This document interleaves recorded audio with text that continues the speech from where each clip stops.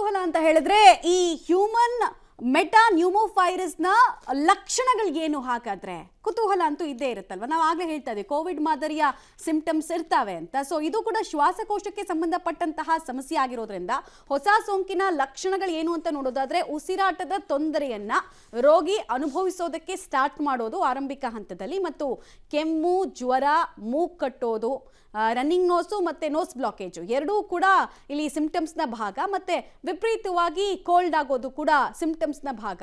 ಮತ್ತು ಪದೇ ಪದೇ ವಿಪರೀತವಾಗಿ ಸೀನುವಂತಹ ಲಕ್ಷಣ ಕೂಡ ಈ ರೋಗಕ್ಕೆ ತುತ್ತಾದವರಲ್ಲಿ ಕಾಣಿಸುತ್ತೆ.